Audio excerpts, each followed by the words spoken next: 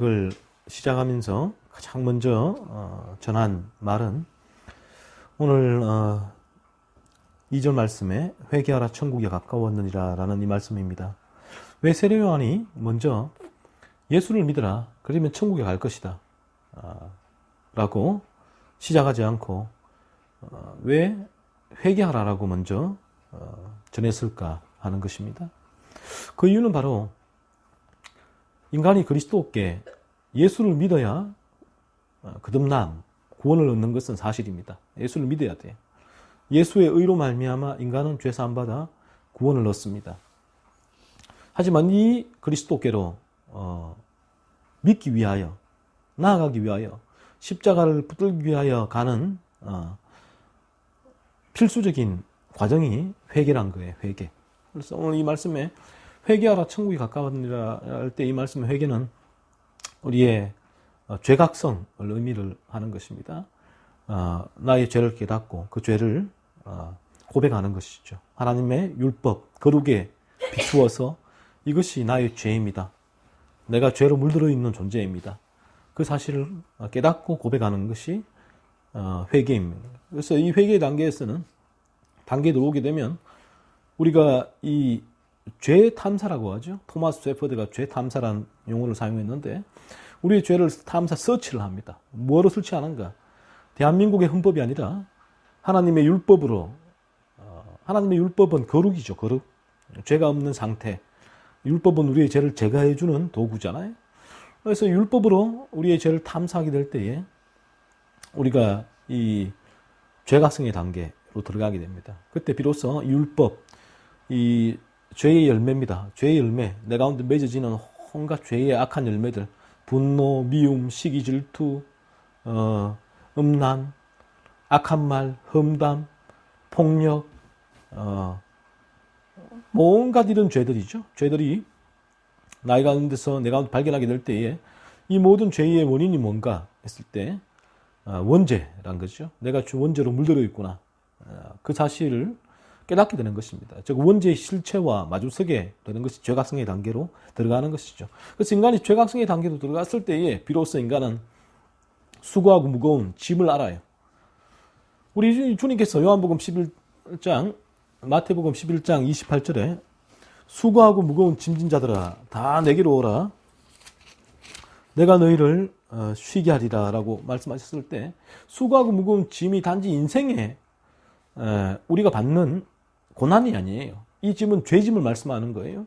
그러니까 우리가 죄각성의 단계에 들어왔을 때에 비로소 이 수고하고 무거운 죄짐을, 무게를 알게 되는 거죠. 이 수고하고 무거운 죄짐이 나를 짓누르게 되고 있는 이 고통을 알게 되는 것입니다. 그럴 때 인간에게 다 내게로 오라. 수고하고 무거운 짐진 자들아 다 내게로 오라. 내가 너희를 쉬게 하리라는 주님의 이 초청장이 비로소 그에게 발송이 되는 거예요. 이 수고하고 무거운 짐을 느끼지 못한 자들에게는 주님의 이 초청장은 아무런 의미가 없습니다. 그가 주님에게로 나가야 될 이유를 발견하지 못하는 것입니다. 여러분이 내가 왜 예수를 믿는가? 왜 예수를 믿어야 되는가? 왜 예수의 십자가를 붙들어야 하는가? 라고 했을 때에 수고하고 무거운 그 짐, 죄짐을 내가 그 고통을 알기 때문에 거기서 벗어나기 위하여 그리스도께로 나가게 되는 거예요. 예수를 믿게 되는 것입니다. 당신 예수를 믿은 이유가 무엇입니까? 예수가 당신에게 어떤 존재입니까? 라고 말했을 때는 분명히 여러분은 내가 거듭났다면 수고하고 무거운 죄짐에 대해서 할 말이 있을 거예요. 이 죄짐이 나를 짓눌렀습니다. 너무 고통스러웠고요. 너무 힘들었습니다. 이 죄짐 가운데에서 헤매이다가 나의 의로 내가 벗어나려고 몸부림치다가 마침내 수고하고 무거운 죄짐에서 벗어날 수 없었고 이 짐이 나를 짓눌러 나의 의가 다 무너졌고 내가 그리스도께로 나아가서 그리스도의 십자가를 붙들 수밖에 없었고 그 십자가가 그리스도의 보혈이 나를 수고하고 무거운 이 죄짐을 벗게 해주셨습니다. 죄의 집에서 나를 건져주셨습니다. 라고 고백하게 되는 것이죠. 그래서 세례 요한도 예수님도 공이 먼저 선포하신 말씀은 예수님도 공생애 때 먼저 이 말씀을 선포하시잖아요. 회개하라 천국이 가까웠다라고 말씀하셨는데 세례 요한도 똑같고요. 회개하라 천국이 가까웠다. 즉 우리가 우리의 죄를 각성하는 이 회개의 단계에 들어서야지만 예수를 믿고 천국, 영원한 우리에게 온전한 거룩이 이루어지는 죄가 무너지는 그 천국을 입성하게 되는 게 되는 것이죠. 그래서 먼저 회개하라, 천국이 가까웠다라고 예수를 믿어라라고 먼저 말하지 않은 것입니다. 그래서 이 회개, 죄각성의 단계 들어온 모든 인간은 반드시 예수 그리스도를 믿게 되어 있습니다. 그래서 청교도들은 이 단계를 중생의 필수적인 사전 단계라고 얘기를 했고, 그리고 이 화란의 개혁주의자들은 이 단계를 첫 번째 중생이라고 얘기를 해버려요.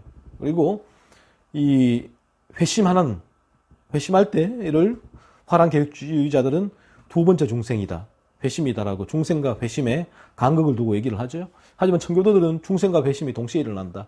그렇기 때문에 이 단계는 중생의 필수적인 사전 예비 단계다라고 얘기를 합니다. 하지만 공이 똑같이 이 단계는 인간이 거쳐야 하는 죄각성의 단계, 이 단계를 거쳐야지만 인간은 그리스도의 필요성을 알게 되는 것입니다. 왜 보화, 그리스도가 나에게 보화라는 것이죠. 그 보화를 알게 되는 이유가 여기에 있는 것입니다. 그리고 이 8절에 보시면 그러므로 회개에 합당한 열매를 맺고라고 말합니다. 바리새인과 사두개인들이 예수님께 이 세례요한에게 세례받으러 왔을 때에 누가 너희에게 임박한 진노를 피하라 하느냐, 그러므로 회개에 합당한 열매를 맺어라 라고 말을 하고 있는데, 바리새인과 사두개인들은 아시다시피 당시 유대 종교의 지도자들이었잖아요. 지도자들. 그래서 이들은 자신들이 선민이었고 또 많은 이들을 선민으로 인도하는 가르침을 베푸는 위치에 있었단 말이에요. 이 구약 성경에 정통한 이들이었죠. 그런데 세례요한은 이들에게 너희가 바른 교리를 믿고 있느냐, 너희가 바르게 하나님을 알고 있느냐, 예수를 믿고 있느냐라고 묻지 않고 세례요한은 그들에게 회개에 합당한 열매를 맺으라고 먼저 말씀하고 있죠. 왜 세례요한이 이들에게 회개에 합당한 열매를 맺으라고 했냐면, 이 열매가 뭔가 하면, 회개에 합당한 열매가 회심하면 맺히는 열매예요. 그러니까 중생하면 회심하게 되는데, 그러면 인간은 반드시 회심의 열매를 맺게 되어 있습니다. 그래서 이 죄각성의 단계, 회개의 단계에 들어오게 되면 인간은 이 죄를 미워하게 되죠.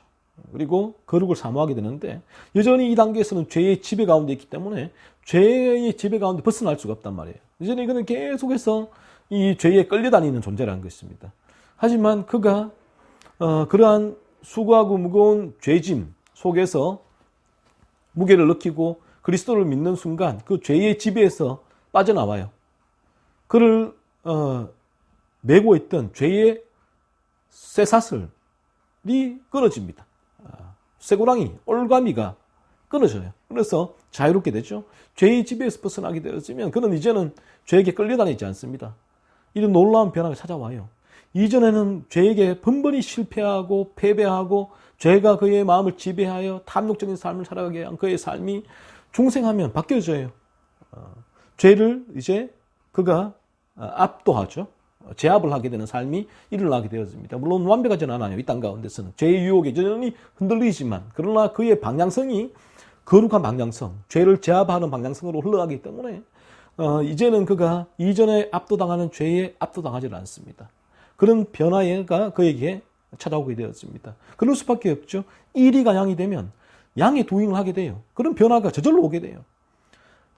가시나무가 포도나무가 되면 가시가 아니라 포도 열매를 맺게 돼요. 저절로 그런 변화가 오게 돼요. 내가 무언가를 하는 것이 아니라 자연스럽게 그리스도의 생명이 내 안에 들어와 그 생명의 열매를 맺게 하는 변화가 있게 되는 것입니다. 이것이 열매는 것입니다. 회심의 열매. 그래서 예수님 이 세례요한은 바리새인과 사두개인들에게 회개에 합당한 열매를 맺으라라고 말한 거예요. 너희가 예수를 바른 신앙을 가졌다면, 바른 하나님, 바른 그리스도를 너희가 믿는다면, 그러면 너희에게는 이 열매를 맺힐 것이다. 로마서 2장에 이들이 입으로는 온갖 선한 일, 율법을 말하지만 그 뒤로는 다 율법을 범한다라고 말하고 있잖아요. 바울이 그들을 비판했습니다. 왠가 하면 그들이 입으로는 거룩을 얘기하지만 그들의 마음과 손으로는 이 거룩을 위하는 온갖 죄를 저지르는 거예요. 율법에 위배되어지는.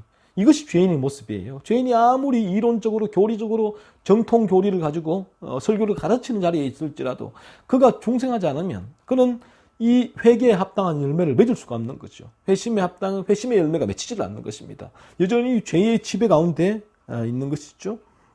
그래서 이 세례요한 그들에게 먼저 회개에 합당한 열매를 맺으라라고 말씀하고 있는 것입니다. 이 열매는 우리가 이 죄각성의 단계에 들어가 그리스도를 믿을 때에 회심하게 중생하며 회심하게 되며 이 회심의 열매가 저절로 맺혀지게 되는 것입니다. 그래서 우리가 우리의 이 신앙을 우리의 신앙 고백이나 교리의 수용이나 주일 성수, 헌금, 직분, 봉사, 복음 전파, 은사의 기준으로 우리의 신앙을 점검할 수가 없다는 거예요. 우리의 신앙은 마태복음 7장 주님께서도 열매로 알고 말씀하고 있고 또 이 세례 요한도 동일하게 회개에 합당한 열매를 맺어라라고 말씀하고 있잖아요. 이 열매가 우리의 참된 중생의 여부를 점검할 수 있는 거예요. 내 안에 끊임없는 분노가 예를 들면 일어나고 있는 거. 이 분노가 끊임없이 표출되어 다른 일에게 복수심을 가지고 내가 거기에 리액션을 하고 있는 거. 아니면 이 분노가 죄의 유혹으로 찾아왔을 때에 올라오다가 제압되는가 하는 삶 자체가 이 중생과 중생하지 않은 자의 삶의 열매의 모습이 되는 것입니다. 그래서 저희에게도 똑같이 우리가 이런 열매가 맺히지 않는다면 우리도 바리새인과 사두개인과 똑같은 종교인일 뿐이다라는 것입니다. 여러분이 아무리 교회에서 내가 신앙생활을 해도 여러분에게 이러한 열매, 죄를 날마다 내 안에 죄가 제압되고 죄를 죽이고 끊어내고 하나님의 온전한 거룩을 사모하는 이러한 거룩한 삶의 방향성, 회심의 열매가 여러분에게 분명히 보이지 않는다면 여러분의 중생은 점검해야 된다라는 것이죠. 그것을 오늘 본문은 말씀하고 있는 것입니다. 그래서 10절에 보시면 주님께서는 우리에게 좋은 열매를 맺지 아니하는 나무마다 찍혀 불에 던져지리라라고 말씀하셨죠. 예수 그리스도를 믿으면 불에 던져지지 아니하리라라고 말씀하지 않으셨고 이 좋은 열매를 맺지 않으면 불에 던져지리라라고 말씀하고 있죠. 왜 그런가 하면 참되게 예수 그리스도를 믿은 거듭난 자는 좋은 열매를 맺게 돼 있단 말이에요. 그래서 그에게 좋은 열매가 맺힌다는 것은 예수 그리스도를 바르게 믿지 않았다는 것이죠. 예수 그리스도가 나를 죄에서 건져내어주는 절대적이고 유일무이한 분으로서 그리스도 예수를 붙들지 않았다는 거예요. 단지 예수 그리스도가 나를 천국으로 인도하기 위해 이 땅의 성공과 번영을 주기 위하여 종교적인 대상으로 그리스도 예수를 믿을 뿐이에요.